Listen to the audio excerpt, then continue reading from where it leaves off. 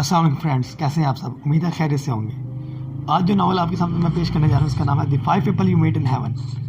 The 5 people you meet in heaven کی کہانی ایڈی نامی شخص کے بارے میں ہے۔ اس میں فانی دنیا اور آخرت میں اس کی زندگی کا پتہ چلتا ہے۔ ایڈی روبی تفریح پارک کی اس طرح دیکھ بھال کرتا ہے جیسے اس کے والد کیا کرتے تھے۔ وہ اپنے کام سے لطف اندوز نہیں ہوتا اور اپنے دل میں بہت سے پچھتاوے برداشت کرتا ہے۔ دوسری جنگ عظیم میں اس کا گھٹنا زخمی ہو گیا تھا اور اس نے دیگر پیشے استعمال کے لیے اپنے اختیارات کو محدود کر دیا تھا۔ 83 سال کی عمر میں وہ بالکل اکیلا ہے کیونکہ اس نے اپنے تمام خاندان کو کھو دیا ہے۔ کام پر اگرچہ وہ اپنے ساتھیوں اور پارک میں نوجوانوں مہمانوں کی طرف سے پسند کیا جاتا ہے۔ ایڈی تفریح پارک میں بچوں کے لیے محفوظ سواری کو یقینی بنانے کے لیے ذمہ دار ہے۔ تاہم ایک دن پارک میں ایک حادثہ ہوتا ہے۔ ایک سواری کی ٹوکری کچھ مکینیکل خرابی کی وجہ سے درمیانی پرواز میں لٹکی رہ جاتی ہے۔ یہ سواری ایک نوجوان لڑکی پر گرنے والی ہوتی ہے جب ایڈی اس لڑکی کو بچانے کے لیے اس کی طرف جمپ لگاتا ہے اور اسے بچانے کی کوشش کرتا ہے۔ حقیقت میں ایڈی مار جاتا ہے اور اپنے آپ کو جنت میں پاتا ہے، لیکن وہ اپنے آپ کو ایک مختلف وقت میں پاتا ہے۔ وہ روبی پیئر پر واپس آیا ہے لیکن اس کی عمر صرف 8 سال ہے۔ یہاں اس کی ملاقات بلیو مین سے ہوئی جو گھاٹ پر اپنے بچپن کے دنوں میں ایک پرانا اداکار تھا۔ بلیو مین ایڈی کے ساتھ موافق نہیں ہے۔ وہ اپنی موت کا ذمہ دار ایڈی کو ٹھہراتا ہے۔ وہ تیز رفتار اور نوجوان ایڈی کو ٹکرانے سے بچپن کے دنوں میں کار حادثے میں مر گیا تھا۔ ایڈی اس آنے کے لیے مجبوری سے بھرا ہوا تھا۔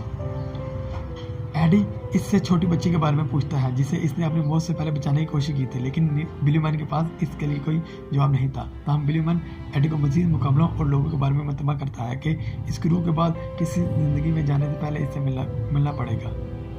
اب نیکسٹ سین میں ایڈی خود کو دوسری جنگ عظیم کے وسط میں پاتا ہے۔ وہ اپنے پرانے پلاٹون کیپٹن سے ملتا ہے جسے دشمن کے سپاہیوں نے قید کر رکھا ہے۔ ایڈی اپنے کیپٹن اور دوسری قیدیوں کو بچانے میں کامیاب ہو جاتا ہے۔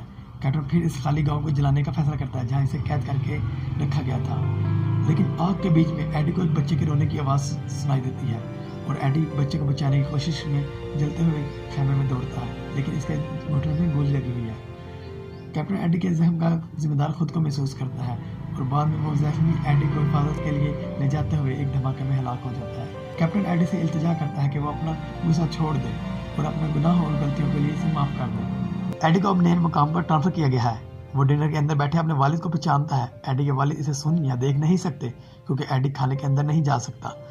ماضی کے ایک دھماکے میں ایڈی کو اپنے والد کے ہاتھوں الکوہل کے ذریعے تشویشگر نشانہ بنایا گیا تھا۔ آگے بڑھتے ہوئے ایڈی روبی نامی عورت سے ملتا ہے۔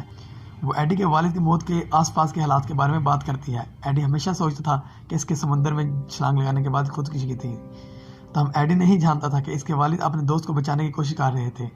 اس کا دوست وہی تھا جو اس کی زندگی کو ختم کرنے کی کوشش کر رہا تھا کیونکہ اس نے اپنی ماں پر حملہ کرنے کا قصوروار محسوس کیا تھا۔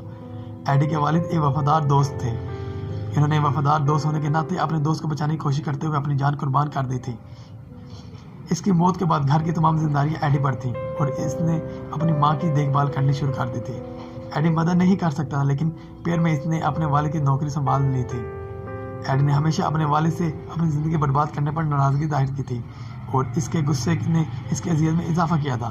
روبی ایڈی کو اپنا غصہ چھوڑنے اور اپنے والد کو معاف کرنے کو کہتی تھی۔ یہ وہی راستہ تھا جو ایڈی اپنے زخموں کو کم کر سکتا تھا۔ اگلا شخص جس سے ایڈی ملتا ہے وہ ایک دوسرے سے شناسا ہے۔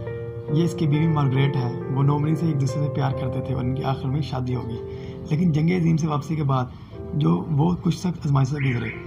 ایڈی کی ماں کے ساتھ جانے کے علاوہ انہیں یہ بھی پتہ چلا کہ وہ بچے پیدا نہیں کر سکتے۔ اس کے نتیجے میں انہوں نے بچہ گود لینے کا فیصلہ کیا، لیکن ایڈی نے جوا کھیلا اور وہ سب کچھ ہار گیا جو انہوں نے بچہ گود لینے کے لیے سنبھال کے رکھا تھا۔ اس پر ان کی لڑائی ہوئی۔ اس کے بعد اس کی بیوی کو ایک خوفناک کار حادثے کا سامنا کرنا پڑا۔ وہ صحتیاب ہوگی لیکن اس کے طبی بلوں پر اتنا خرچ ہوا کہ جو کچھ انہوں نے بچا کر رکھا تھا وہ بالآخر اپنے اختلافات کو ٹھیک کرنے میں کامیاب ہوگی، لیکن مارگریٹ زیادہ دیر زندہ نہیں رہ سکی اور 56 سال کی عمر میں انتقال کر گئی۔ اس کی موت نے ایڈی کو بالکل اکیلا چھوڑ دیا۔ مارگریٹ چوتھا شخص تھا جو ایڈی سے ملا تھا۔ وہ اس کی سچی محبت تھی اور یہ وہی محبت تھی جسے ایڈی کو اپنے دل اور روح میں زندہ رکھا ہوا تھا۔ آخری شخص جس سے ایڈی ملتا ہے وہ نوجوان لڑکی ہے جسے ایڈی نے جنگ میں آگ لگنے سے بچایا تھا۔ اس کا نام تلا ہے۔ بدقسمتی سے وہ مر جاتی ہے۔ ایڈی اپنی موت کے بارے میں جان کے بہت پریشان ہے لیکن وہ اسے تسلی دیتی ہے۔ وہ اس بچے کی طرح ہے جسے وہ اور مارگریٹ ہمیشہ چاہتے تھے۔ تو ایڈی اس کے سامنے کھلتا ہے اور کہتا ہے کہ اپنی زندگی میں اسے بہت سے پچھتاوے ہیں اور سب سے بڑی بات یہ ہے کہ اس نے کبھی اپنی زندگی کے مقصد کو نہیں پہچانا۔ وہ اسے یاد دلاتی ہے کہ اس کی زندگی کا مقصد تفریح پارک میں تمام بچوں کے لیے مسکراہٹ لانا اور اسے محفوظ رکھنا تھا۔ یہ انکشاف کرتی چلی جاتی ہے کہ ایڈی نے مرنے سے پہلے ہی چھوٹی بچی کو بچایا تھا، لہٰذا اس نے آخر میں خود کو چھڑا لیا تھا۔ مزید بتاتی ہے کہ وہی اسے جنت میں لے آئی تھی۔ آخرکار ایڈی اپنے تمام پچھتاوے سے آزاد ہے اور ان ندبتوں کا وزن دنیا میں اس کے غم اور مدی وجود کا سبب بنتا تھا۔ آخر میں وہ اپنے پیار مارگریٹ کے پاس واپس جانے کا راستہ تلاش کرتا ہے اور کہانی کے اختتام پر آسمان میں فیرس ویل پر ملتے ہیں۔